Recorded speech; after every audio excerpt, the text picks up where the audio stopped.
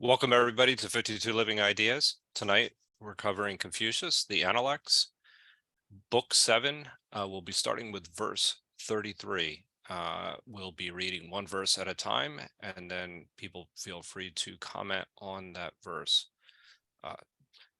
Penny, would you do the honors of reading? Okay, this is verse 33, and this is in the James Legge translation. Okay. Master said, in letter, I am perhaps equal to other men, but the character of the superior man, carrying out in his conduct what he professes, is what I have not yet attained to. Thank you, Penny. Would anybody else like to read their version of the verse 33, chapter 7? Oh, please, Amon, by all means. Since we're missing James, I figured I'd add a second reading. Thank you. I believe this is still the DC Lao. The master said, in unstinted effort, I can compare with others, but in being a practicing gentleman, I have had, as yet, no success. Thank you. Yeah, I believe that's my Robert email if you want. I have that too. Yeah, okay, please, by all means. The master said, in terms of unstinting effort, I can measure up to others. But as far as exemplifying the Junzi in my personal conduct, I have not yet grasped it. Thank you so much. So before I start, can Penny or Amma, you tell me what the word you use? I didn't get the Unstinting? Unstinting? Unstinting? How to spell it? He put it in the chat. Okay. So let me see. Okay, 33. The master said, in literature, perhaps I can be equal to others. In behaving as a Jun, I have not yet attained.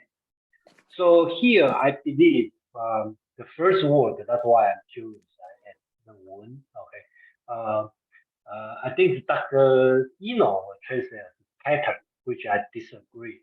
I think that he means, Confucius means the literature, ancient classic literature, like book or oath or book or document. That means they are not what they mean, knowledge from the book. So Confucius is very humble. He's talking about the knowledge, right? And the words more, okay, means negation, okay, but here means humbly say maybe. So maybe I can be equal to others. So about knowledge, okay, I could be equal to others. And that in behaving as a junzi, which is the moral man, I have not yet attained, which means it's more difficult. That's the reason I believe he's talking about two things, right? One is epistemology. Okay, so he could be equal to other people. And then about behaving as a junzi, which means his moral deed. Okay, he had not yet attained. Again, junzi is very difficult. So I think here is very, very subtle. Here is the Confucius is very humble. So when you hear a Confucius master say, "I'm equal," in reality means he's better than other people. And he said, "I cannot attend." That means he already attended. So attend to this level. So that's his very humble way to say it. So, thank you.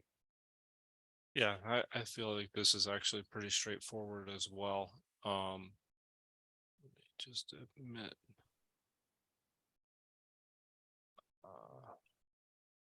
Now I do believe these just to bring us over.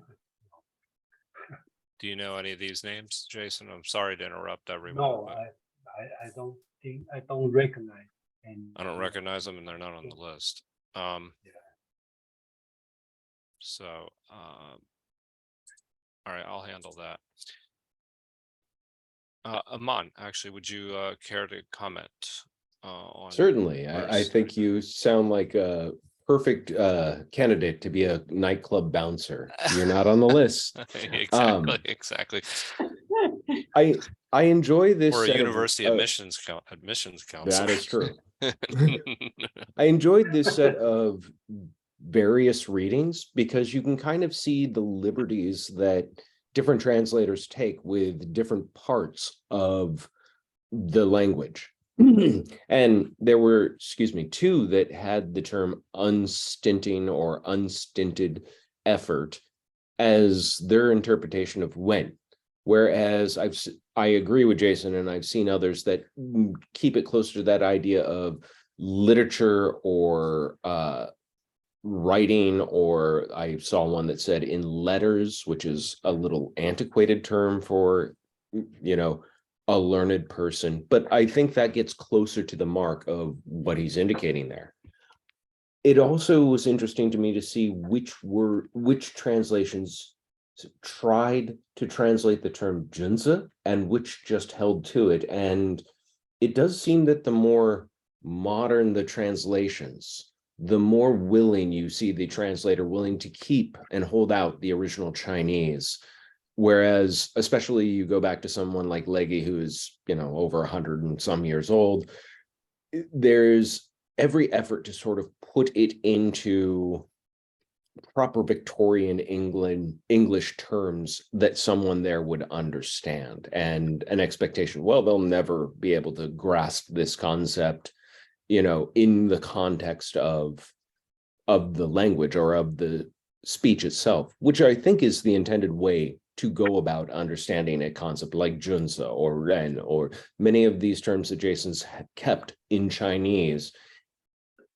Confucius never gives us a definition. We're supposed to learn it through the context of the rest of the writing. And this is one of those things. To be learned is necessary, but not sufficient to make one a junzi. Being a junzi is a step beyond mere book learning. Thank you, Aman. Would anybody else wish to comment about this? Feel free. Yeah, actually, I wanted to just say that I'm sorry. Forgive me. Please type exclamation point in the chat or raise your hand in Zoom if you wish to comment. Sorry about that, Chris. okay, I didn't know your protocol. Okay. Yeah, forgive me for not announcing that. Yeah, exclamation point. Go ahead, Jason. Yeah, after okay. I'd like to ask Aman, why someone translates unstinting for the wen? I just Unstinted effort or unstinting effort? Yeah, so wen, I just don't see the relationship.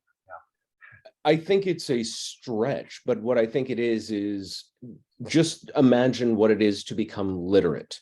In order to learn to read and write, it is ongoing, daunting years of work for somebody to acquire those skills of language. Above and beyond just speaking it, you have to put in time and effort to gaining literacy and, you know, that sort of fluency. And I think So that so I think that is I think that's how they commute the idea of when to undaunting or unstinted effort, that it is like learning to read or write. It's something you have to practice for a long time to gain the proficiency and then become cultured at. Okay, so something like unlimited effort, something like this. Yes, it's okay, it's really a stretch. It's really a stretch. So I totally they're beyond my going imagination. for what it denotes more than what it connotes. Okay, okay, thank you. Yeah, that's totally beyond my my how do I say, my imagination. Look at you. that. Penny followed by, or Chris, I'm sorry, followed by Penny, then Juan. Yeah, just a quick comment that as a translator, I would never have the disrespect to translate the master this way, but the phrase that comes to mind for me is, I can talk the talk, but I can't walk the walk of being a superior person, of being a noble. So that's all I wanted to say. Okay, thank you for that, Penny. Yeah, I just thought that the Leggy translation of that part was actually, I thought, good. It sounded similar to other passages that we've heard about it before. Because he said, but the character of the superior man carrying out in his conduct what he professes is what I have not yet attained to. And in other passages, we've seen that where he talked about the difficulty in actually carrying out your intentions or conduct that you say is moral. It's very difficult. So I just thought that I thought that was a good way of contrasting it. Here it said in letters he's equal to other men, but being able to carry out in his conduct, what his teaching are, what his morals, well, he hasn't perfected that yet. Yes, I mean, he's constantly striving to live a virtuous life, essentially. That's what I also, that's how I interpreted it as well, in the realm of virtuous deeds that he's talking about, that he's he's continually trying to get better. But in the realm of literature, he's he's equal to all.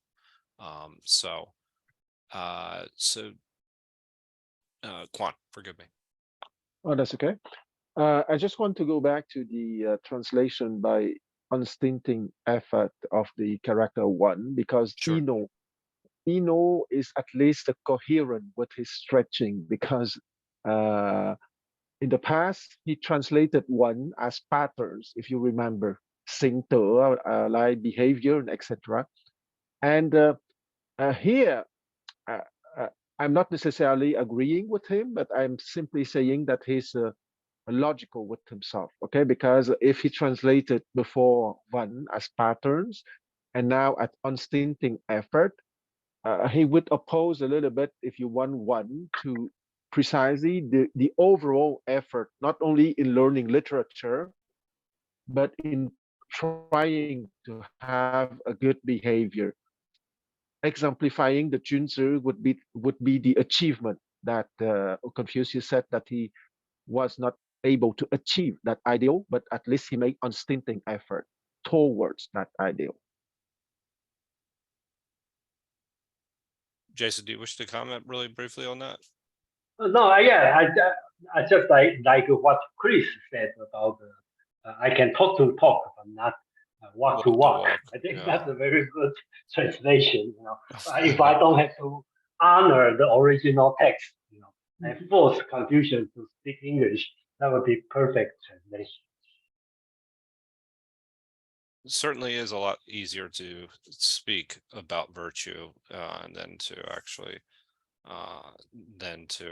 live it. So, and I think that's true in most philosophers as well. Penny or Brian, I'm sorry, I saw. So I would like to offer some reservations about this passage. Please. First of all, I would like to know the context in which he said this. Did he say, people were talking about how hot the soup was, and then he volunteered this, or somebody asked him and then he answered this? But that's kind of a preliminary thing. More importantly, I think this is a good statement, but not the best possible statement. Because he's humble here. Maybe there's a false humility. Right. But I think there's implicit in this is the suggestion that he can determine himself whether he has become a gentleman. He can determine whether he behaves like a gentleman. And I think the better approach is that other people determine whether you behave like a gentleman. So he might have said, you know, I don't know, do my best at studying, but I'll leave it to others as to whether I behave like a gentleman. I think that might be honestly a better statement. I couldn't agree more with you. This idea that, you're making the decision whether you're living a virtuous life or not, doesn't seem to be, there does seem to be a lack of humility, even in the sense that in literature, how can I not be equal to others is what my translation says. There's a lack of humility in that as well. So that's a very good point. That there's no real standard by which he's actually measuring himself, or he's measuring himself by his own standards, not necessarily the standards of others. But there is an interesting way of thinking about this, is that it does seem like, and actually Amon would probably be able to expand on this much better than myself, it does seem like Confucius always holds himself to the standards of the past. So the standards of where he's talking about rituals many times, he's always holding himself to some standard. But I agree, by just looking at it from his own personal perspective, sometimes we don't see ourselves as accurately as the world does. Aman. Thank you. And I don't know that I could put it better. As soon as I heard Brian say, I want to know the context of this, I thought, so could be said for every single passage of the Analects. It really is always decontextualized, or nearly always decontextualized, to the point where statements like this seem to come out of the blue. And you can almost imagine a scenario where somebody said, Master, you must truly be a junsa. And this was his response, saying, I have knowledge, but being a junsa, and this is what I find interesting, is not something yet I have obtained. And it's that yet that interests me, because it implies that he sees it as an obtainable goal. I do wonder sometimes, so many of Confucius' lessons are meant to be lessons by example. And so here you have the example of both earnest estimation of your character. I'm as good at letters as anyone else. I've read as much as those around me. But also the humility, or the humbleness, to be able to say, I am not what you call me. I am not this elevated figure that you call me yet, because I'll keep working at it. And it's that notion of keep working at it that I think is a slipped in lesson here. The fact that if this is a goal to be obtained, then you probably don't get to know it in your lifetime, because the only people he's ever sort of granted the characteristic of junsa, or having ren, were posthumous. They were long gone. And so reflecting back, you could say, yes, that person was a junsa. Yes, that person had the characteristic of ren. And perhaps that's what he hopes for his own lifetime too. So his life has to be complete before he knows that it was obtained or not. But having an unobtainable goal to keep striving towards, I do think, is part of the lesson here too. It's that whole, I said this in the Tao Te Ching as well, that lesson, make your arm not bent, not straight, is this exercise given in martial arts to do forever, because you can't achieve that, but you can always get just a little bit closer and a little bit closer. If becoming a junsa is like this, then it's never something you assert yourself as, which would remove that idea that I make the designation for myself. It's something you keep striving towards, and others will award you once you're so old or once you're so dead that you really can't appreciate it all that much anyway. Thank you, Aman. Beautifully put. Quan. About the context, I would like to remind that this Analects has been one of the textbooks of the Confucian school between the death of 479 BCE and the destruction of the Lu Principality in 246 BCE, I think so. So I would say that the context resembles very much to what we are living each Saturday, meaning that those are short texts, probably to be discussed in the school.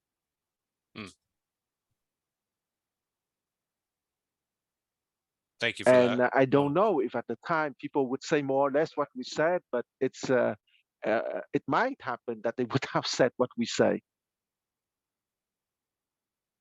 Oh, I'm sorry you cut out there for a moment. So I'm sorry if I interrupted. Thank you. No problem. If there are no other comments, why don't we go to 34 then?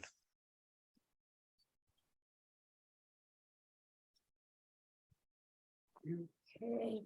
Oh, thank you, Penny. This is the legging. The master said, the sage and the man of perfect virtue, how dare I rank myself with them?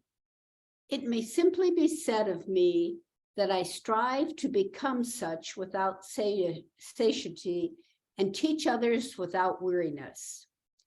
Kong Hua said, this is just what we do, the disciples. Can I imitate UN? Let me read the last part again. This is just what we, the disciples, cannot imitate UN. Thank you, Penny. Aman, would you like to read the DC Lao? Absolutely. Thank you. The DC Lao. Verse 34. The master said, how dare I claim to be a sage or a benevolent man? Perhaps it might be said of me that I learn without flagging and teach without growing weary. Kung Su Hua said, this is precisely where we disciples are unable to learn from your example. That's almost the identical translation to what I have. So Jason. Okay. So 34. The master said, a sage or Ren, how dare I claim to be? But simply I strive for it without satiety, and I teach without weariness. This is what can be said of me. Gong Xihua said, this is just what we disciples are incapable of learning from the master. Small things here, I think sage and Ren, just like before, is something on the highest level, which is very difficult to reach. So Confucius, again, is very, very humble, right? He said, I how dare I claim to be like this? Even dare not to, dare not. In the Chinese only said dare not. So I kind of say to be. I think that's the only way I can interpret. He's very, very humble. He just said, simply I strive for it without satiety. He never tired to learn it, to work on it, and he teach, okay, whatever he can do without worry. Okay, this is what can be said of me. So I don't know, these two chapters are so humble on this. And the interesting is his disciple, Gong Xihua. If you recall, it's on I forget which book. He talk about three students, Gong Xihua, like Zilu is good as a military commander, and Gong Xihua can wear the stealth, okay, and stand in, be the diplomatic talk, okay, this guy. So his verbal skills very well. So Gong Xihua heard about this uh, rhetoric person, okay, talk about. He said, this is just what we disciples are incapable of learning. Okay. I'm not sure what he learned, what he meant, Gong Xihua meant, what he cannot learn. Okay, so I think my feeling is, sorry, my own personal feeling is Gong Xihua and Confucius, he find out Confucius is so humble, and he even want to be more humble. Even I cannot learn from you on this attitude. So on the surface, he is teaching sage and learn, but behind the scene, they are teaching be humble. Okay, I think that's their attitude. So that's it. Thank you. Does it seem to be a little bit of a competition there? But Aman, would you like to go ahead? I agree. There is something of a competitive streak in Gong Shihua. He's a character who thinks the right answer is somewhere to just be found and produced. It's that student who wants to just there's a way for me to get that A+. Just tell me what it is and I'll do those things. And then I've got it right. And this lesson doesn't have that sort of rubric for him to follow. And it confounds and irritates him. You can almost read it in the text from him. But what is it that he can't learn? I do think some of that humility, but the master says, strive without satiety, teach without weariness. I could interpret that as love what you do. And you can't learn that. You have to be doing something you love to love what you do. Not that you can't grow to love something, but if you have a calling towards something, that is very different than learning to love your lot in life, as it were. And I get the feeling from this, and this may be me projecting from the other side of the podium in a classroom, but I get the feeling that what he's unable to learn from Confucius is how to be called to the classroom to teach and learn unflagging, unwavering, just having this voracious appetite for knowledge and to share knowledge, because not everyone naturally necessarily has that. The other thing about the humility here, and I agree, it comes up in both of these passages. I can't claim that I am a junzi. I can't claim to be a sage or to have gren. It made me think of the Vatican criteria for sainthood. Right. You don't get to make that determination in your lifetime. There's markers, and they got to do some, paneling on the subject before it's awarded to you, and you're gone after that day comes. But there is something of that sort of hint in his tone here of, I can't call myself a sage. I can't call myself a junzi. I can't call myself Ren. I can't call myself a saint. Somebody else will have to do that. I just can do what I can do that might work towards those ends in my lifetime. And as long as I'm dedicated to that, that's the important thing, not necessarily obtaining the title. Yeah, I would like to just briefly comment on the idea of like, what is it that there is to learn? And it does seem like, I'm gonna butcher the name. Gong Shi Hua. Gong Shi Hua. Thank you. Does indeed kind of want a formula as to what they're, for these answers, but it's almost, look at this as at least like yeah, and I tend to look at things often through a Stoic lens, but the answer is it depends. There are no good answers in certain circumstances, or there's no formula for the answers. There's something that you can kind of reason to, but there isn't exactly, it's not something like a deontological approach to the world. Is that accurate? Maybe Quan, actually, maybe you want to comment. Yeah, well, I have a comment, but also a kind of question.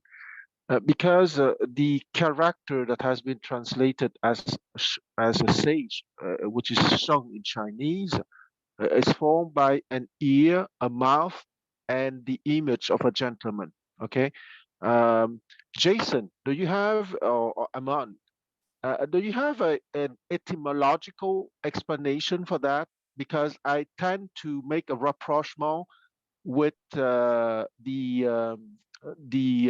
statement in 2.6. Okay, at 50 I'm capable to hear the will of heaven, and at 60 my ear is attuned with the will of heaven. So because in Shang there is the image of an ear and the image of a mouth plus the image of a gentleman. Can you comment on that? Well, okay, in specifically in this case, I don't want to interpret in the etymology point of view, because Sheng, this word has been, it's an ancient word. So Yes. I believe in Confucius time it's already a word. Okay, so I believe when Confucius say this word, doesn't see its etymology level, he only become a word, a meaningful word. So I refuse to interpret in this way. That's my answer. Sorry. That's okay. Yeah, Alban may have a different opinion. I mean, etymology of Chinese language is something we could go down this rabbit hole a very, very, very long way. You're right, it is made up of the characters of ear, mouth, and you said sage, but really Wang is that bottom part of it. And to be a Wang was to be a king, especially when China had, kingdoms just before the unification of China. So this is someone who rules or is lorded over both in what they can hear and what they can project. I think the idea of this as sage is perfectly sound, but it got elevated over centuries to then have meanings of like holy or sacred or saint even. And so it wasn't, and that, yeah, that comes from the Wang being discredited as Ba Huang during the Warring States, or just on the precipice of the Warring States, and then needing a more elevated term than king or Wang in the form of Emperor Chai Se, or son of heaven, as a more exalted level. So this kind of fell into a etymological gray purgatory, if you would, where it could be used in a very mundane sense of talking about somebody who is wise or a wise sage, but it could also be used to speak of somebody who is speaking from a position of reigning under the guise of Qian Sha, the greater heavens. So yeah, it's a wormhole to go down, needless to say. But I think sage is perfectly legitimate and appropriate for this text? Yeah, because as you say, Chinese etymology is something quite subject to interpretation. Wang, for example, philosophically is often interpreted as the vertical line joining heaven, man, and earth, but that's the philosophical interpretation. But apparently, some modern researchers show that that image is from an old pictograph of a man elevated upon a platform. Okay, so you can have a very down to earth explanation or a philosophical explanation dating most of the time at the end of the Warring States era.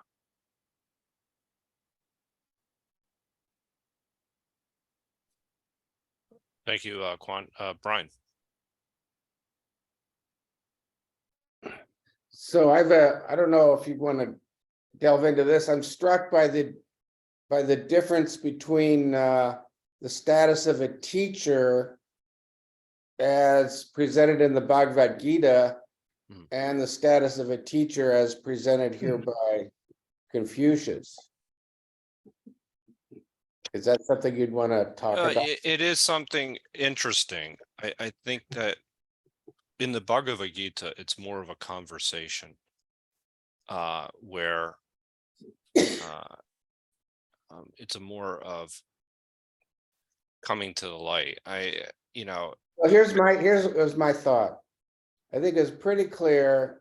Maybe I misunderstand, so anybody can correct me. But in our study of the Bhagavad Gita, I think it was consistently stated that you should find a guru who is enlightened, right, who has achieved bliss, the ideal. And here, I think Confucius is clearly saying, number one, I think he's clearly saying in this book, I am a teacher, but he's also clearly saying, I have not achieved the ideal. So I think there's a real difference there. well, and the ideal exists in Krishna. So I mean, in the sense that it's just more of a, it's bringing Arjuna towards the center, although Jason may want to comment on this, to a deeper understanding of what it means to know God. Krishna's perfect, and the gurus, again, I'm not talking about Krishna, I'm talking about what was presented as a candidate to be a teacher in the Bhagavad Gita, and the candidate to be a teacher is a guru, somebody who has achieved the ideal enlightenment. Yeah, actually, that's true. There doesn't seem to be the same type of teacher, at least in the Analects. Jason and Quan. Yeah, I think that Brian raised a very interesting question. And then first, if you talk about you learn from Krishna, that's wrong, right? That's different because Krishna is considered God and Confucius is not. But so let's reject this kind of comparison. Let's talk about the Indian learning from Guru and the disciple learning from Confucius. And I think they copy the same thing. The point is Chinese are more humble, and they're very humble. So when you say I cannot reach it, I dare not to do this, that means I already achieved it. I got enlightened. So I just talk it in humble way. So I remember a long time ago, long time, 1992, when old George Bush had the problem to deal with Japanese, and turn out they say when Japanese say no, that means yes. So I cannot do it. It means I'm good on this. So that's the thing we need to understand. Thank you, and Quan. Yeah, it's right that I think that Brian is bringing out a very interesting difference, because that's true that in the Bhagavad Gita or the Upanishad of Indian tradition, the guru state very clearly that he is an enlightened being, that he has superpowers and etc. And there is no doubt or no confusion about that. However, in the case of Confucius, when he said that he received the legacy of the ancient kings and so on, uh, it's an indirect statement of the fact that he is the inheritor of something, and that is the Chinese way to state the same thing. Aman. I find this particular angle infinitely fascinating because I do think there are similarities and there is some important distinct differences.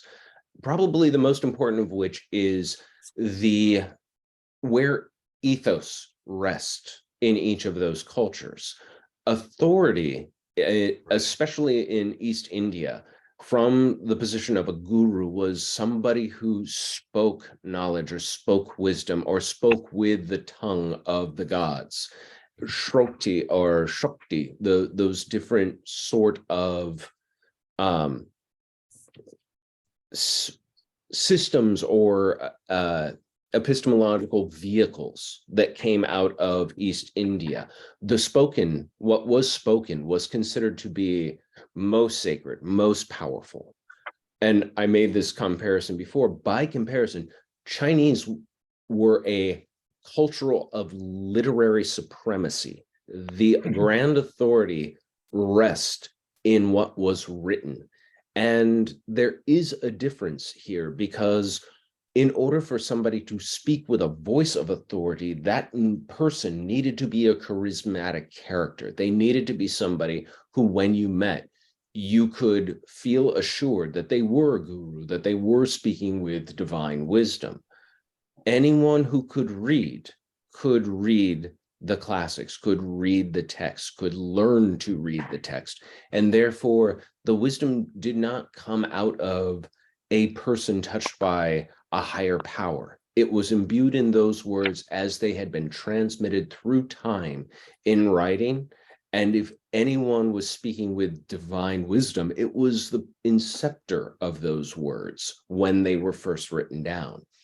This difference is a very profound difference between the two cultures, because as anyone who's played the telephone game knows, what is said gets altered very quickly in transmission, but what is written remains concrete for a very long time, which is why you can dig up 2,000-year-old Chinese artifacts and simply read the directions on the side because the language was written. Whereas we still have no damn clue what mana is, but it was really important to East India.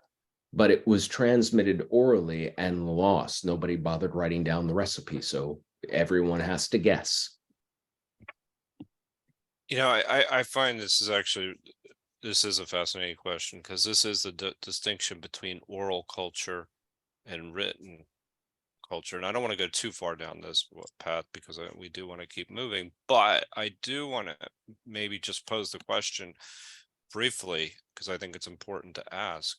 How does this impact China today?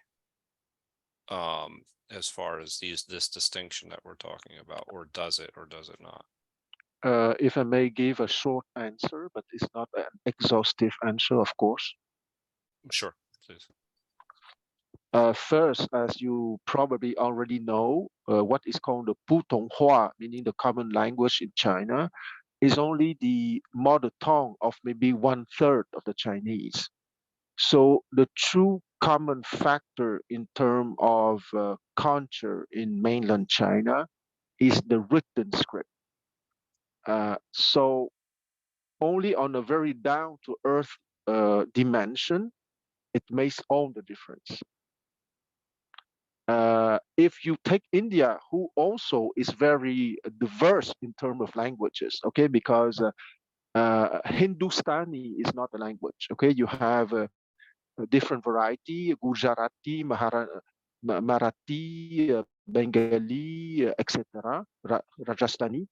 But because the written form came later, I think I'm not too much mistaken by saying that English is the true common language in India.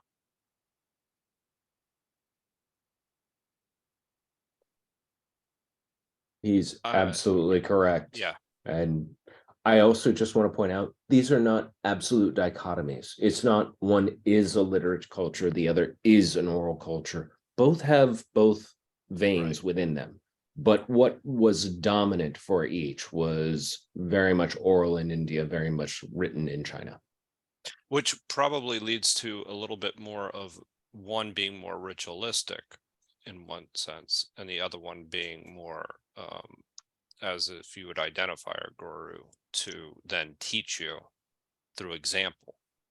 Is that correct? Is that a good way? May I interrupt?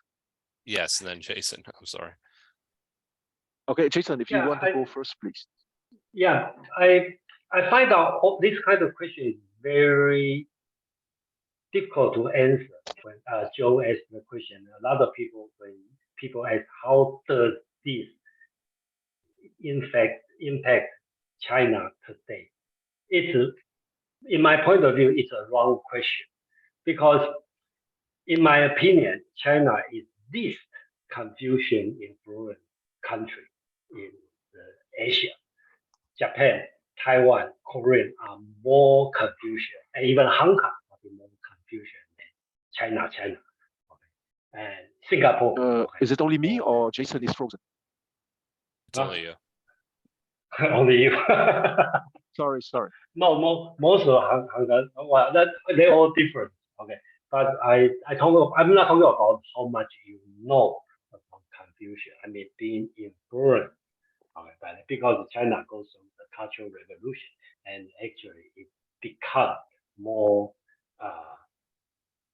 Stalinist style. And again, I say question is wrong. Again, is you are talking about people or talking about the government? That's a totally two different level of answer. So I find that it's very difficult to answer this question. But if I have to answer in the common so-called pan-Chinese culture, in general, the Confucian influence make people the language become more humble and not willing to speak out. For example, you see Xi Jinping try to pursue a third term.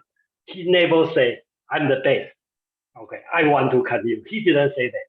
He wants people to say, okay, you are the best and you should continue for the third term, right? Unlike the Democratic Party, Joe Biden, he will say, I will continue for next. You say, you are too old. No, I'm pretty good. So same thing, that's become totally different culture. Even you want to do it, but you don't want to say, I'm the best.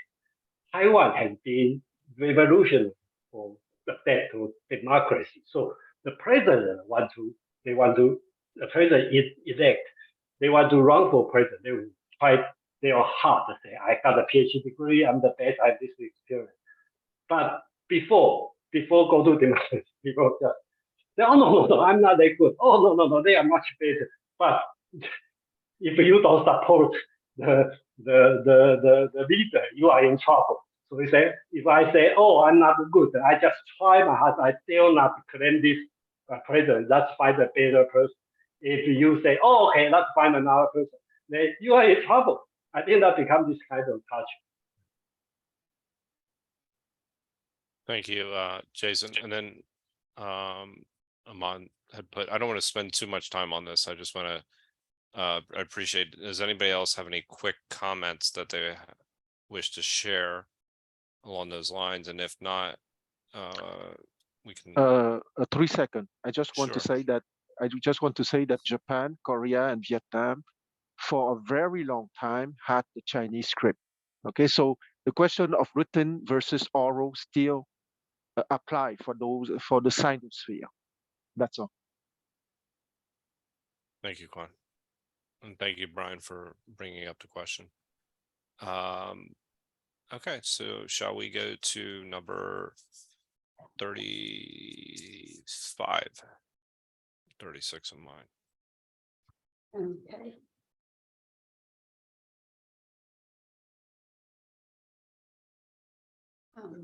The master being very sick, Zilu asked leave to pray for him. He said, may such a thing be done? Silu replied, "It may. In the eulogies, it is said, prayer has been made for thee to the spirits of the upper and lower worlds." The master said, "My praying has been for a long time." Thank you, Penny. Aman. Certainly. Verse 35. The master was seriously ill. Zulu asked permission to offer a prayer. The master said, "Was such a thing ever done?"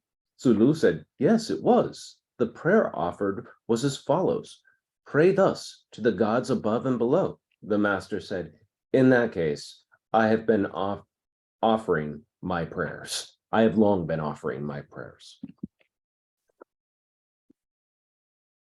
Thank you, Aman. Jason, would you like to go ahead and share? 35. So this one talk about Confucius was sick. Confucius must be very healthy. He only sick twice in this analect. So and he lived for a long time. So the master was very sick, and Zilu said that he will pray for him. The master said, "Is there such a thing of a prayer?" Right? Zilu said, "There is." The eulogy said, "Praying for you to the spirit above and earth god below." The master said, "Chu," that means himself, his name, right? "Chu, I have been praying like this for a long time already."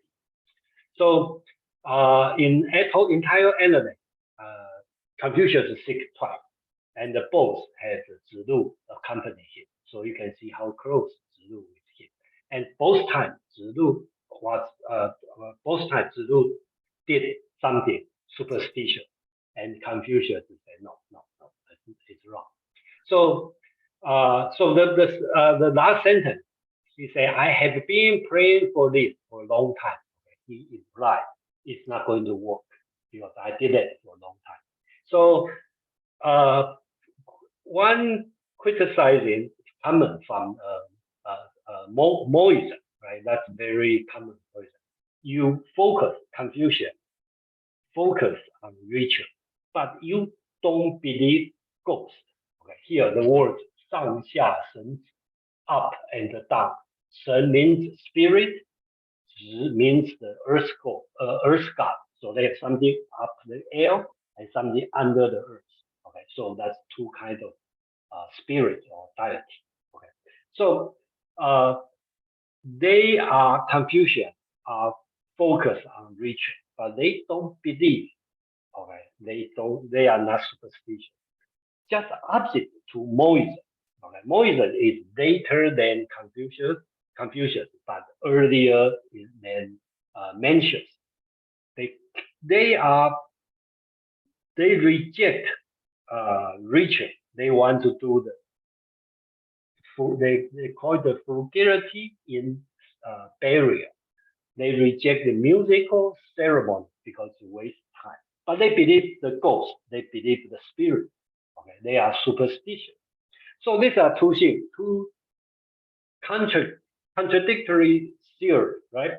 So the Moism criticized Confucius as you are practice ritual, but don't believe the ghost and the spirit. Just like you taste the net, but you don't believe the river has fish. You practice social etiquette, but you don't expect the guest coming, right? So that's their Moism criticized on Confucius. So I think that's a very interesting situation. But my understanding of Confucius is practice ritual is for the people who practice, nothing to do with the unknown world. And the Moism situation is just opposite. They use the unknown world, the ghost, the spirit, as a reward and a punishment to the living people.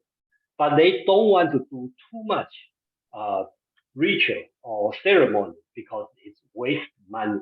Okay, so I think that's the two schools. If you compare, that's the interest part. And in this chapter, talking about master is sick, okay, and the Zilu is praying, okay, their conversation is interest. And in book 9, and then they have the same situation happen again, the same similar conversation between Confucius and the Zilu. You're saying, I'm sorry, that last part I missed. In book 9, there's a similar kind Book of. 9. Okay. Yeah, similar conversation because Confucius was sick, and then Zilu is kind of set up something for set up some minister because kind of pump up Confucius' level, okay, as he has a minister, okay, and prepare Zilu was preparing Confucius' death. Okay. So Confucius kind of criticized Zilu or blame on Zilu doing this kind of thing. That's in book 9. Thank you, Jason. Aman. I like this passage, and I like that Jason shared that Maoist assault, casting the net into the sea while proclaiming there are no fish, because that really is almost the fountainhead of an enduring criticism of Confucianism that goes on for centuries. And it's not merely with Maoist, it's a criticism aimed at what is seen as the quintessential Confucian hypocrisy, that you proclaim the worth of all people, and yet you also see a utilitarian desire to manipulate people through continuing vapid rituals that you yourself acknowledge have no intrinsic meaning. So how does that comport with your notion of, I won't say all men are created equal, because that is not the creed of Confucianism, but it is sort of an underlying theme that exists in the idea of ren. So that criticism stands for Confucius for centuries. Anyone who was not an ascriber, who studied far enough, long enough, eventually hits on this almost Machiavellian use of tradition as a means of controlling the plebeian masses, as it were, and then asks the question, so how does that square? Well, it's all noblemen are created equal, all learned men are created. Where is this respect of humanity that you so proclaim when you do this? And this passage is really an interesting one for sort of pointing to that, because it reminds me of the expression, there are no atheists in a foxhole. Right. Sickness in this period was a foxhole. You were flirting with death, even with something as simple as a common cold. Right. And so that Confucius is sick, and he's still refusing Zulu's, prayers and offerings, speaks volumes to not a contempt, but a true lack of faith in the spirits of heaven and earth to provide for mankind. That's really interesting. Because I do feel like that has long-lasting impacts today. Brian or Penny. Oh, I just wanted to know, they referenced this in the eulogy. Zilu said, was there a precedent? And he said, in the eulogies, it said, prayer has been made for thee to the spirits of the upper and lower worlds. What kind of a book or something was the eulogies? I don't know what kind of book, but I believe, I don't know, Feng probably know. I don't know the book, and I believe that probably some common saying, okay, some, just like the Bible, you will recite in certain situation you will recite something. And whether or not they have the written book, I don't know, but probably it's something people commonly recite during that time.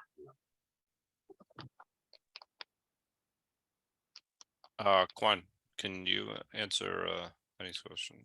Or Maybe there is a text called Jing Tang, Golden Box in the Shu Jing, in the classic of document, would be interesting for Penny, because it was when King Wu was sick and his brother, the Duke of Zhou, offered to pray to the heavenly spirit to be sick in the place of his brother.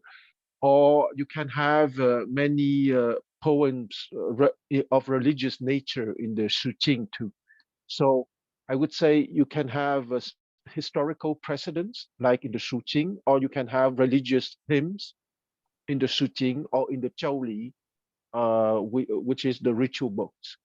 So, and let's not forget that those are classics for noblemen. Okay, but let's not forget that in the general context of the society of the time, you also have many folk prayers, which were not necessarily recorded and who could be used to.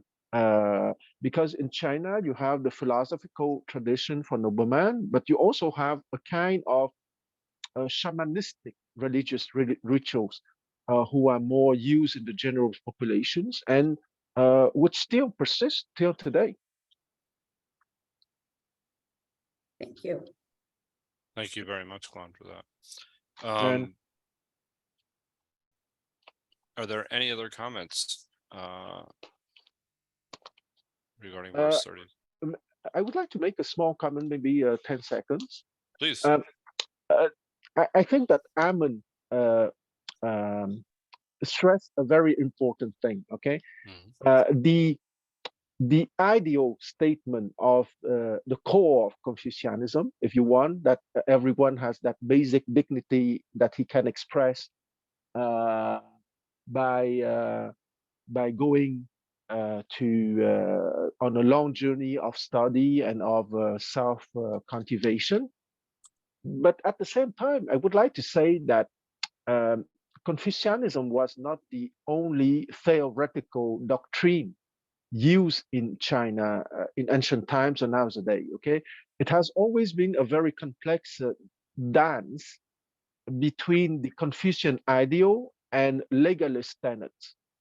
And I would say that most of the time, the Chinese population had to experience what I would call the harshness of the legalist tenets rather than the lofty ideal of Confucianism. Of course, those lofty ideals managed somehow to penetrate into the hardcore legalist framework.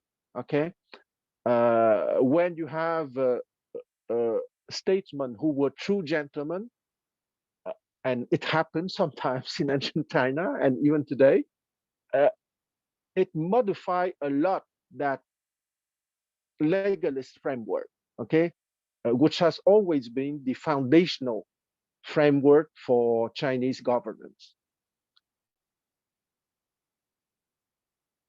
Thank you, Quan.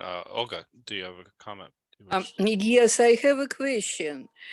There is a difference between prayer and a spell. Maybe there is not a prayer, but a spell, because spell is something like superstitious. Definitely, it's something like people, it's in like in folk tradition, and it's definitely superstition when people consider that they could do something, somehow affect something. And prayer, it's like when you're asking something from higher being, higher power, which is you like referring everything to. So I'm not sure if my question is understandable, but actually it's like there is a difference between spell, superstition in a prayer. So maybe here it's not a prayer, but a spell. I understand perfectly your question, and the difference is precisely between the classical tradition of for the nobleman and the shamanistic rituals used Yes. most of the time in the general population and still persisting nowadays, especially in Southeast Asia. Okay, if you go to Vietnam, Thailand, Cambodia, those shamanistic rituals still persist, or Southern China. But probably in this text also, they refer not to prayer, but to a spell. Yes, but a spell uh,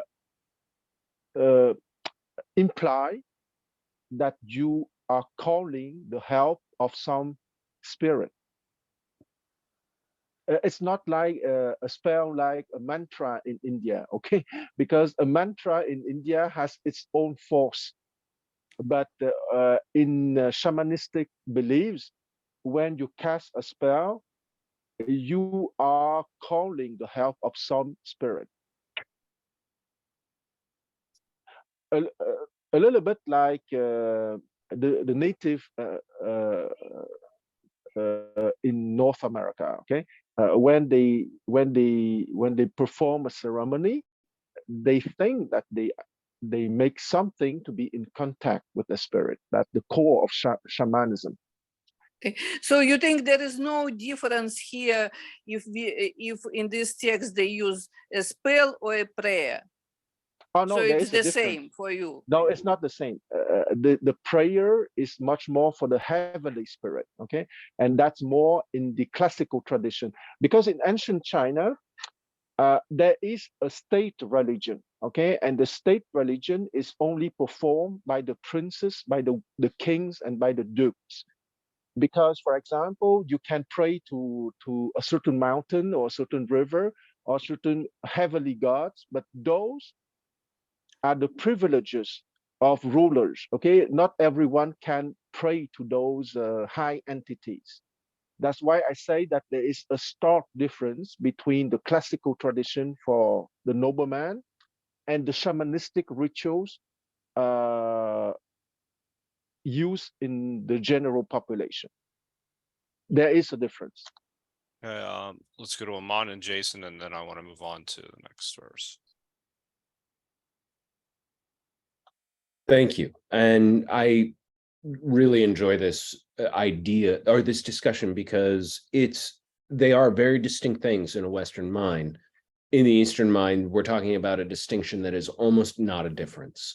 And the only way I know how to illustrate this quickly and easily is through the Jesuit conference on whether or not Confucianism, in their estimation, raised to the level of idolatry or was an acceptable Chinese practice for them to tolerate when the first Jesuit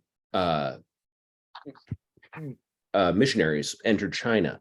They finally decided, the debate was this: ancestor worship was the one sort of ubiquitous form of constant religious worship they saw throughout the entire Chinese population, though it took on different forms. And it's one of the reasons what Quan was just saying, that certain worship or reverence or sacrifice towards specific ancestors were reserved for the nobility because it was those nobles' ancestors. You didn't go praying to someone else's grandfather when that grandfather was more important in society. The Jesuits finally fell down on the side of, this is just a really, really heightened form of honor thy mother and father. And they knew that they were being intellectually dishonest about that, because that's not all it was. It was offerings made to the departed, often in nearly transactional form, so that what we would observe that we might call a spell was basically brokering out a contract and deal with the ancestors. And so what feels very distinct to us, this idea of, spiritism or witchcraft or spell casting versus some sort of religious prayer, was not a distinction that existed very clearly or nearly at all in the Chinese mind. But how that ancestor worship actually played out, whether it was being done in a very formalized, very large ritualized way for a noble, or whether it was just going and doing grave cleaning regularly and offering up a small offering at a general temple, were extremely different. Thank you, Jason. Yeah, I think just to answer Olga's question, spell and prayer, I think it's very clear on the text. He used the word now, specifically that word means prayer. And my understanding is not spell. Spell probably means not necessarily evil, but maybe some unknown force. And I don't think that's that I don't think that word specific, the word in the text doesn't have the meaning of unknown force or something more on the prayer, the person you can use. And I think this word is very only used once in Confucius text, because that means you pray, you do your thing, not you call for unknown force. So I think the answer is clear. It's prayer, not spell. Thank you, Jason. So with that, shall we go on to the next verse? Yes, 36. The master said, extravagance leads to insubordination and parsimony to meanness. It is better to be mean than to be insubordinate.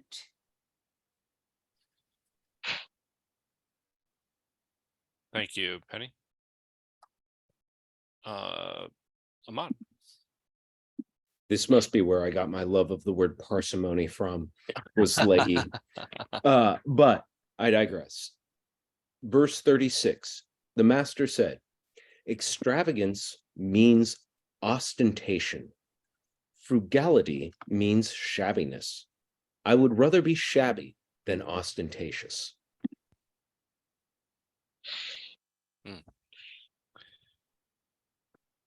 Okay, thank you. I think this one I probably should. Aman, can you put the word? What's the word you use for Ostentatious? Yeah.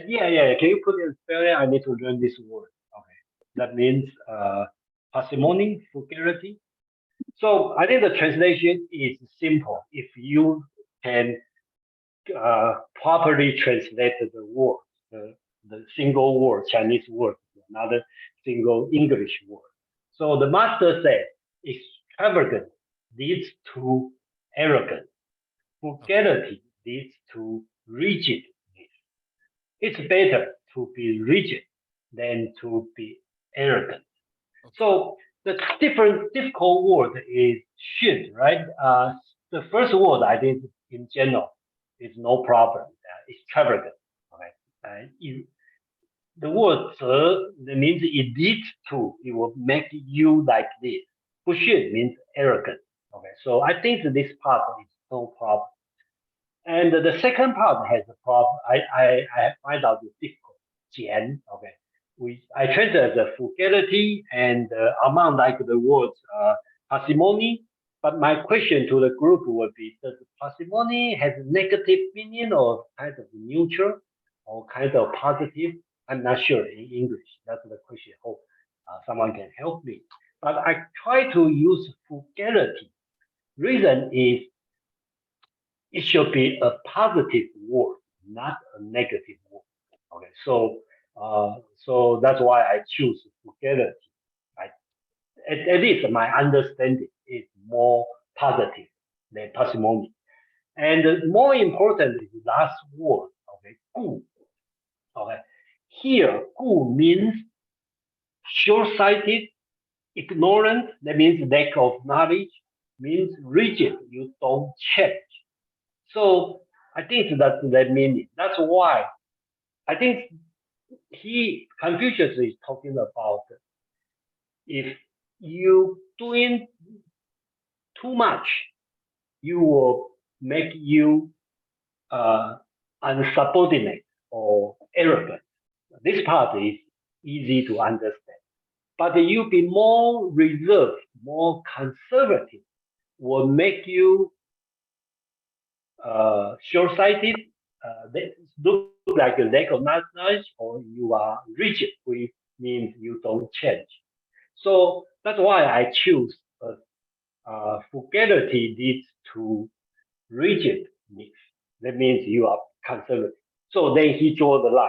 Okay, if you don't know, okay, how to be, of course, everybody know. Okay? You should find the golden mean. You cannot be too much on the show off side, and you cannot be too much on the frugality side.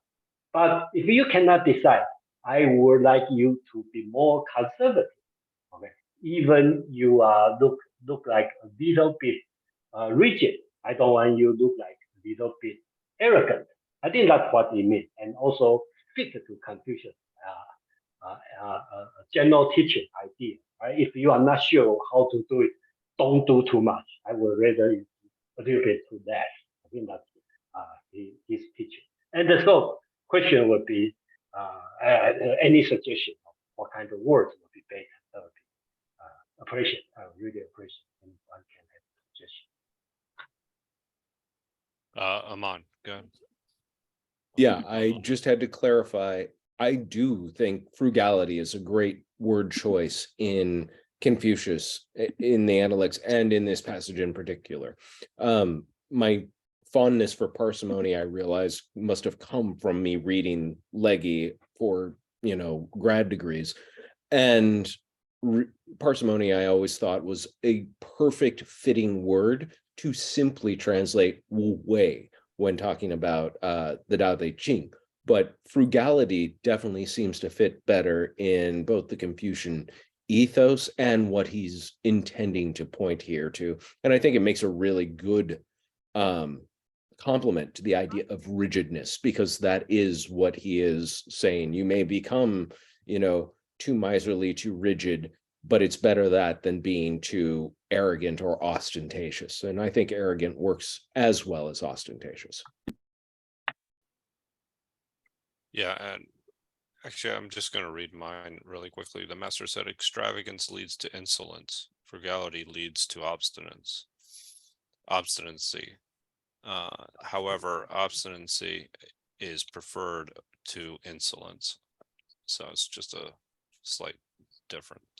Quan, just a play on words there. I just want to say that Jason's translation is outstanding, because I compared your translation to Eno's, and I like very much Eno, but it's clear in this case that your translation is much, much better. And parsimony, I think in English has an overtone, meaning miser. Okay, so to be miserly if you're parsimonious. In the past, in the 18th century English, parsimony simply means to be thrifty. But nowadays, I think that it took the overtones of being miserly. So frugality is outstanding in this context, for sure.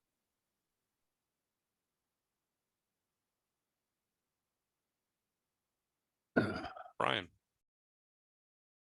Yes, I think as regards a couple things. One is just on the words that we're talking about, and then I have another comment. If I were to apply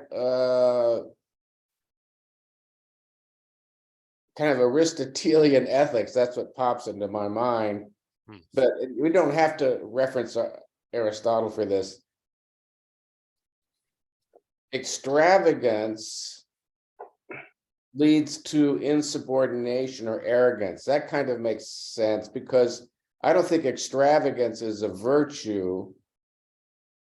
But when you go to whatever the word is, parsimony or frugality, you're looking for words that are a virtue. And I'm not sure you want a word that's a virtue unless you say that frugality can lead to meanness. Yeah. Yeah, I think that's a very good point. Yeah, I should looking for words a little bit negative. So, so that means that the too negative things. You don't want the either one, but you cannot choose. You the better choose on the more conservative side. So in this sense, we should not use frugality, which we should use like miserly, okay, something like miser. Miserly, yeah. Probably, Yeah. yeah, probably that would be better choice in this case, right? Yeah. Well, but I think that here the opposition is between the fact that uh, a moral defect can lead to something worse, okay, extravagance, to arrogance, but even a moral quality like frugality, if if not if not balanced, if too much, can also lead the way to a problem. Okay, Yeah. rigidity or any word that you prefer. Yeah, but it can lead, but that's not the way it's been translated by everyone, is it not that frugality can lead to meanness? Whatever this word is, does lead to meanness. Right. Yeah, does lead to meanness. So I Yeah, don't, I see what you mean. yeah. I think the Chinese word here use 则, okay. That word means it leads to this word, right? I don't know if Juan, you agree or not agree, but my reading would be for A 则 B, that means A will lead to B. Not necessary, but most likely would be this way. I agree with your interpretation, Jason. Okay. Okay, and I think that the opposition here once again is extravagance for sure will lead to arrogance. Okay, but frugality leads to say Yeah. uncouthness.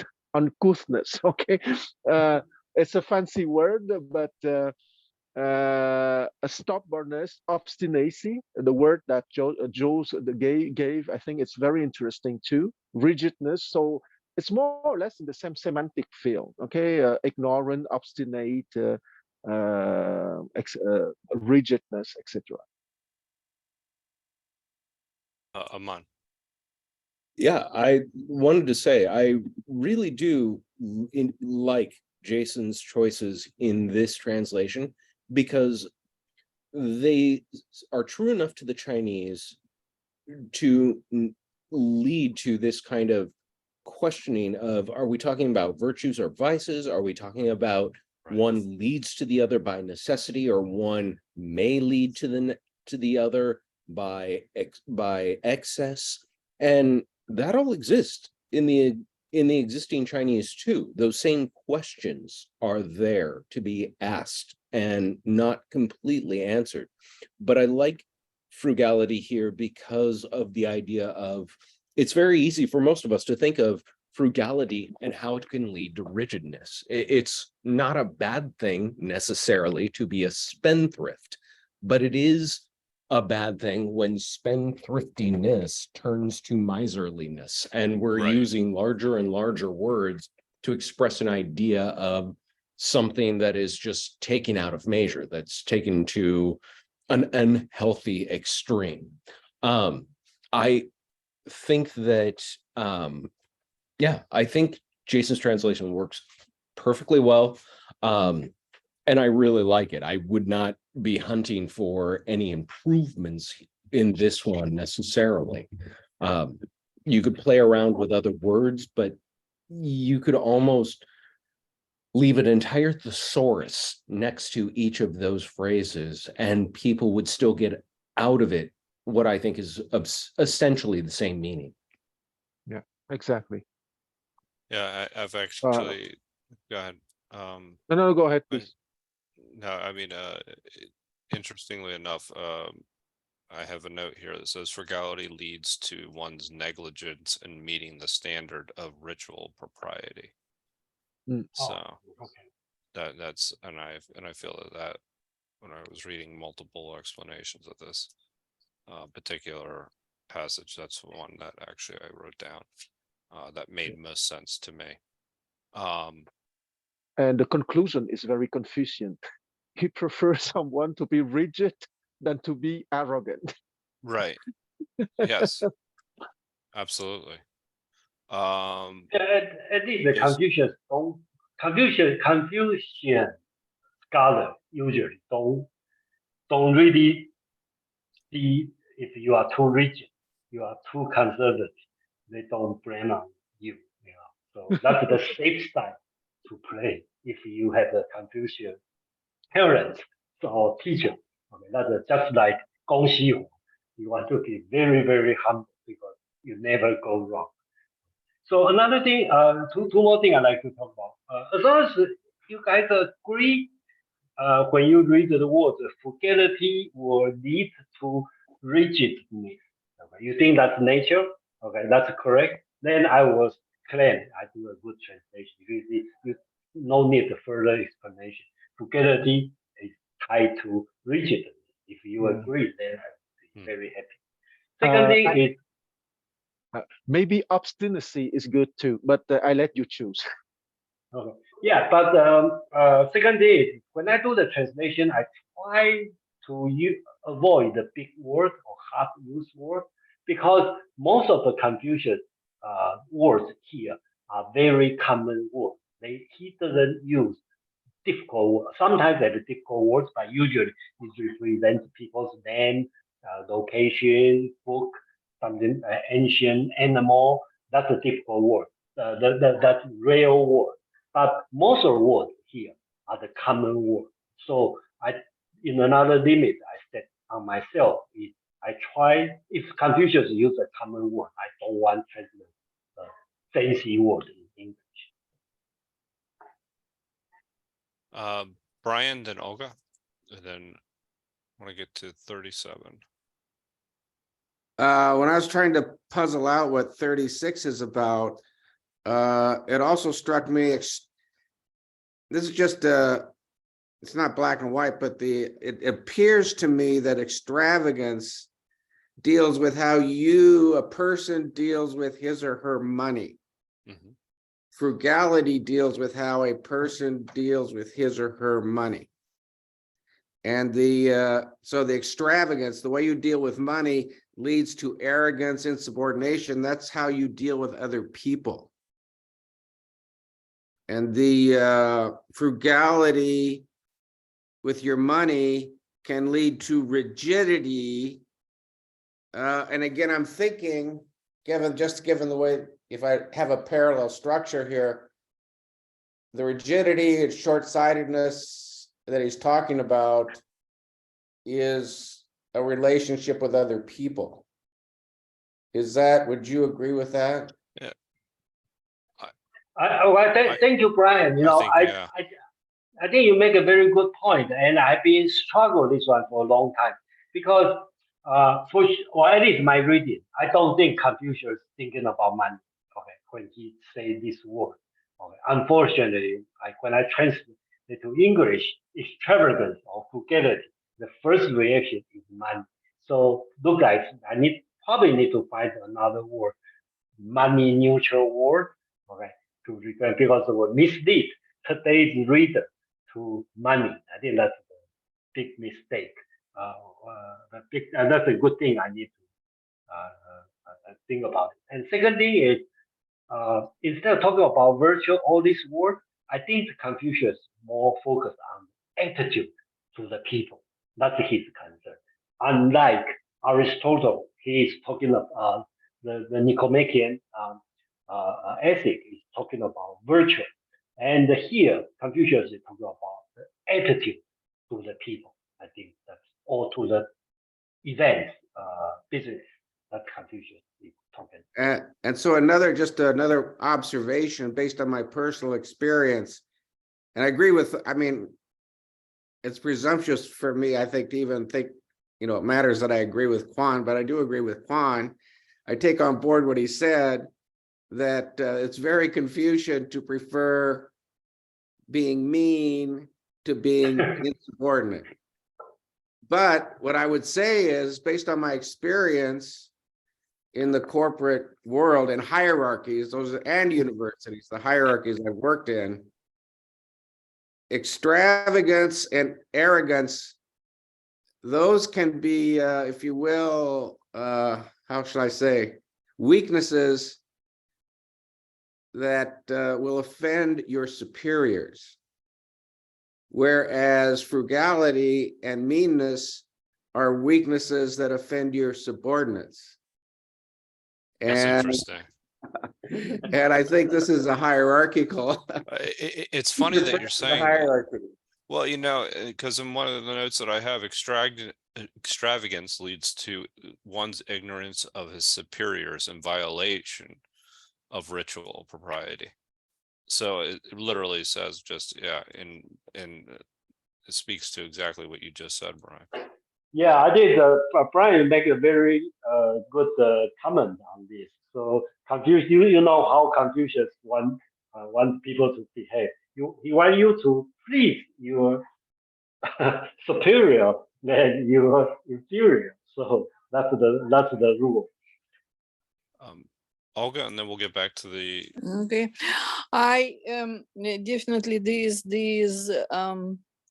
last comment is probably the correct one in most closest to the meaning, but also of course I don't know English enough, but still in my mind, the picture in my mind in something like not so much rigid as stubborn, something close to stubborn. I'm not sure it's correct. Again, I don't know English enough, but stubborn for some reason, it's like closest in my mind to the meaning. Yeah, but if I may, Joe suggests obstinacy. Obstinacy is a synonym of stubborn. No, maybe. Okay. Thank you, Olga. Jason, shall we get to 37? We might have chance to finish. Oh, go ahead. No, we will finish for sure. Okay. There's only 38 chapters. Yep. So All right. let's get to 30. Go ahead, Penny. Okay, Maggie's verse 37. The master said, the superior man is satisfied and composed. The mean man is always full of distress. Thank you. Did Amon drop off? Yeah, he wrote the message that he had to go. Oh, I didn't see that actually. Oh, yes. Sure. Okay. Yeah, I just saw that actually just now. Okay. I can read number. Oh yeah, go ahead, please. The master said, the Junzi is free and easy. The small man always careworn. Thank you, Penny. Okay, chapter 37. The master said, 君子 are magnanimous, and the small men are always anxious. So I like to like everyone pay attention. I think we did that before. I just like to re-emphasize. Confucius like to use 君子 and the small man compare, right? 君子 do this, small man do this. 君子 do this.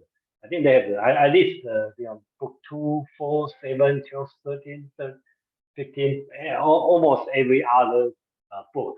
Yeah, he used this kind of way to compare 君子 and the small man. So when you see 君子, it's not surprised to see small man. That's the only thing I need to pay attention. And this word 当当, I translate as magnanimous. Okay, so another way to translate is best, because he also used this word to describe the sage king. All right, so that means you are wide open. You feel comfortable. You are wide open. So that's what it means. That probably the better way to describe. And the small man is always worried. worrisome, anxious. So that is, he described the appearance of Junzi and the small man. So Thank you, Jason. Yeah, I mean, this particular version, if you think about it, when I think of small man, that's always anxious. It has in my translation, it has, the master said, the noble person is large-hearted, the petty person is anxious. And in the sense, I took that as the petty person as somebody that's actually always worried about losing something. So that there's always this idea of gains and losses that's on their mind. So their mind is full of anxiety. So that's the way that I took it. And then the idea of the noble person is large-hearted is that they're acting in accordance with their position, so that they're being generous. As far as that's the way I took it, as a noble person is being generous, because they're in a higher position, that they're able to be generous, and that they're that leads them to being, having, if they're being generous in a, some people don't always behave properly in their positions. All noble people don't necessarily. I guess noble people would. It's just the people don't always behave in accordance with whatever their position is, if that makes sense. So that's the way I interpreted this particular verse. Does anybody have any comments or questions?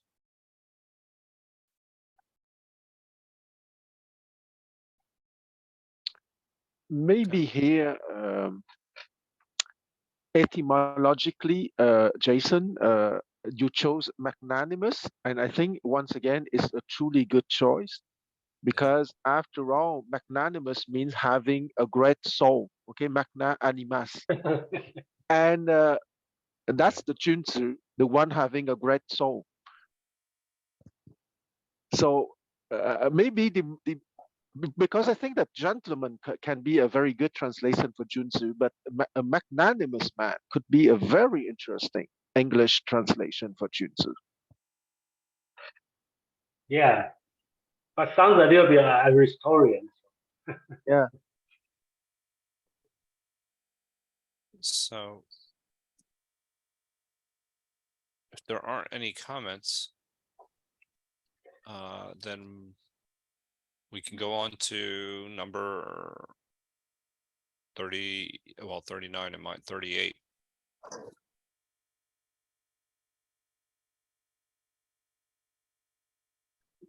Number 38. The master was mild and yet dignified, majestic and yet not fierce, respectful and yet easy. Thank you. Thank you, Patty. I'll read mine. The master was temperate and yet stern, awe-inspiring and yet not intimidating, respectful and yet easy.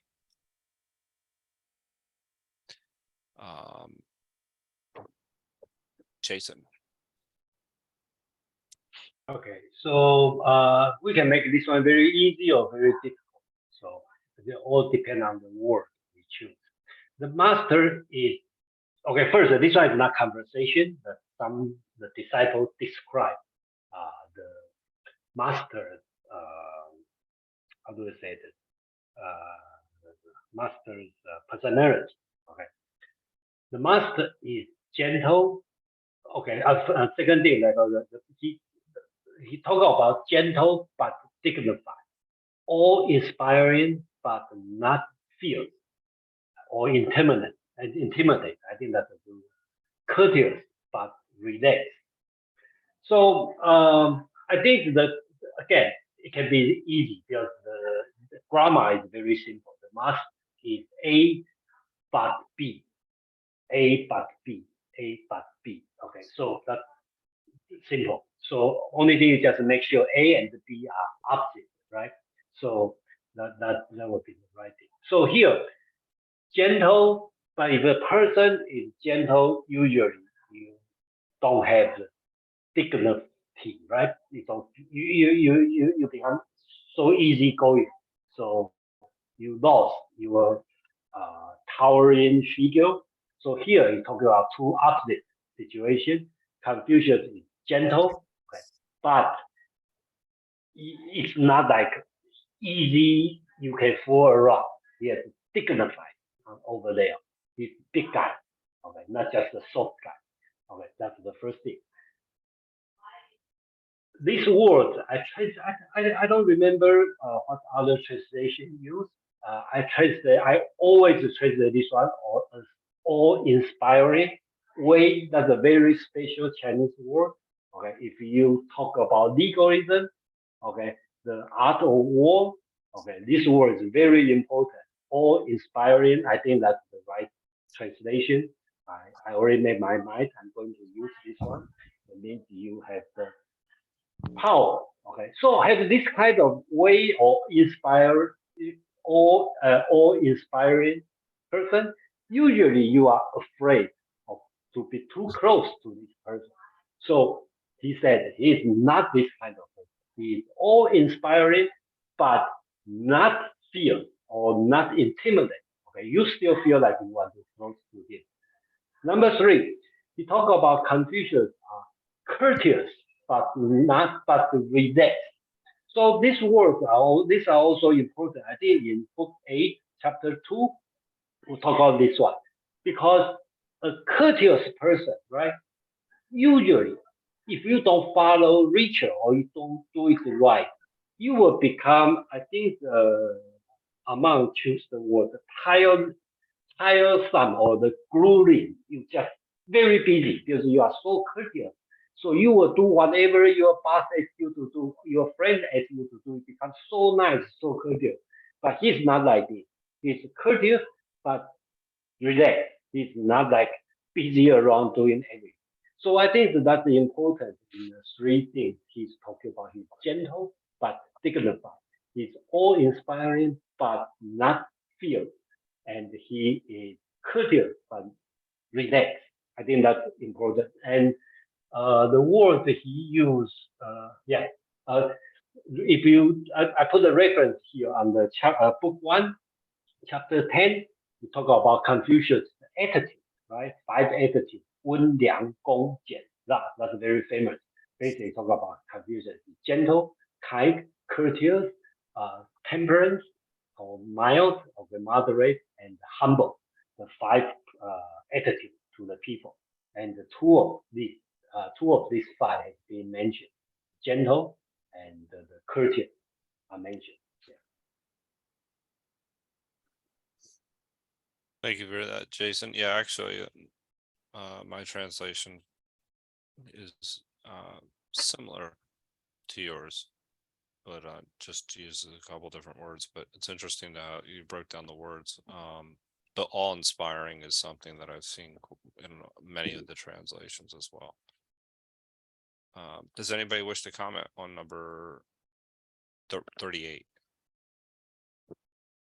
I think it's somewhat straightforward.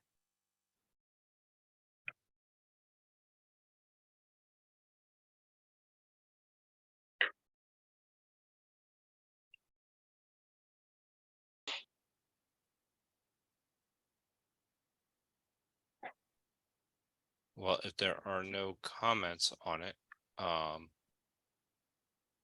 Master is gentle but dignified, awe-inspiring but not fierce, courteous but relaxed. I think it's pretty straightforward. I don't think there's much we can go. If there are any examples that people wish to provide. If not, shall we? Do you think we could start book 8 or no? Do you want to wait? We can wait. We can. Okay. We can finish early.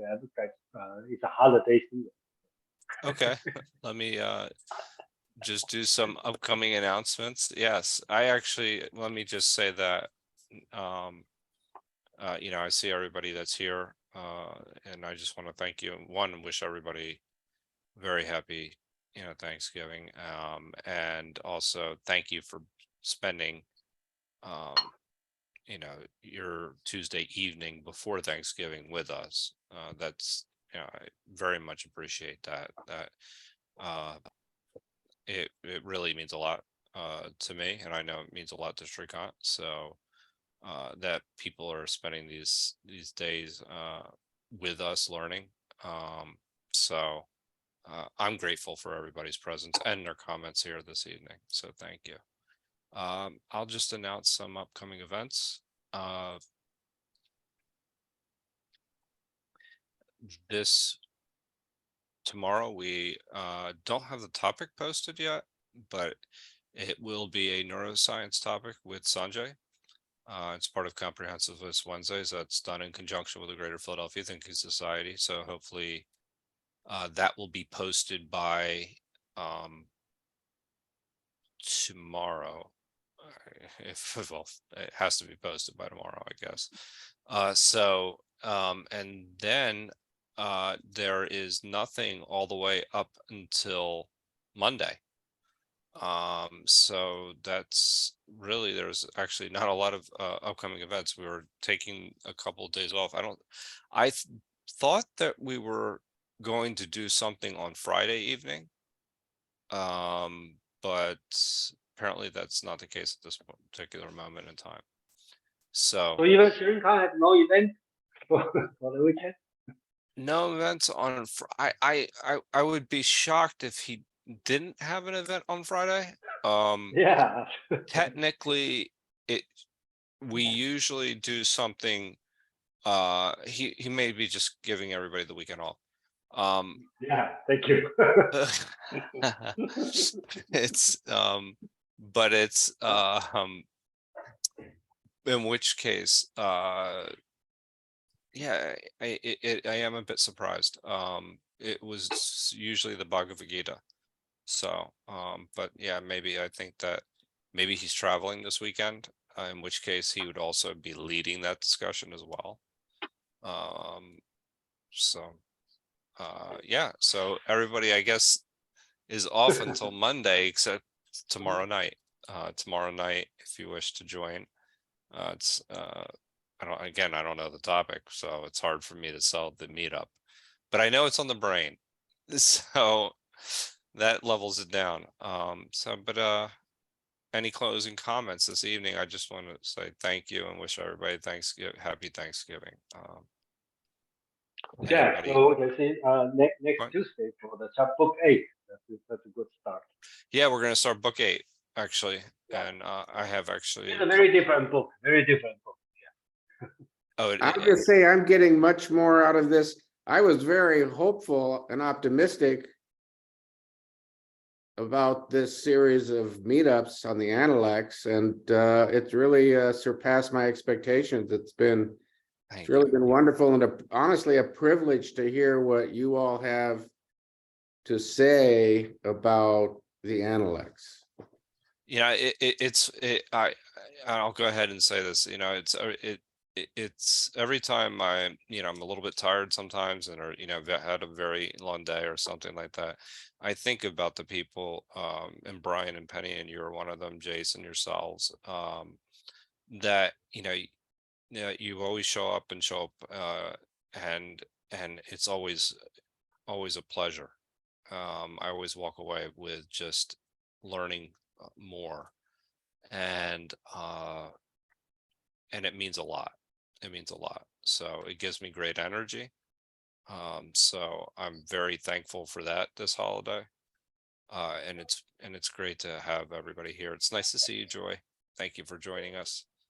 I just want to say, not breaking. Okay, I think I hope Juan agree. I think that's probably the only, if I want to say as Confucius Analects lesson, this place probably the only place you can have fun and will not fall asleep.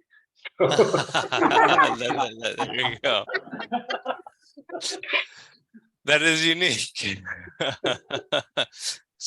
So, Because we like and everybody is very knowledgeable, and we dare to say what we think, okay, and with mixed background. So we make this one very interesting. I told Sri Lanka forbid me to say that it's a boring book. He forbid me to say that, but it is. But we make it very fun. So I think that's the only class you well, can have. and that says a lot. I think that's really does. I mean, it does. It's a very dense book. And we do make it interesting. And Quan, very grateful for you. You've just joined us recently, but very grateful that you have and are continuing to join us. Thank you yeah. Your insights have been very, very helpful. So It's a and pleasure for me. and just understanding Confucian thought, and somebody that's been raised and steeped in this tradition to be able to join us is it's an honor. And I hope Ting and everyone else continues to join. Connie, it's always good to see you. Mike and Mario, and Olga. Thank you. So we didn't hear from Mike today, so it's a little bit disappointing. I was actually really disappointed about Yeah, that. I didn't Mike want to say always asks anything about very that. Yeah, Mike always asks very sharp question, and then I always find out it's very difficult to answer. Yes. I hope we hear from Mike's question next time. It's very helpful for me. So, yes, Mike, are you there to say goodbye or no? Okay. All right. So maybe he stepped away. But all right, everyone, have a wonderful Thanksgiving if I don't see you. And if not, then I will see you next week. Bye-bye. Bye. Bye-bye. Bye bye. Thank you, everyone. Thank you, everyone. Thank you.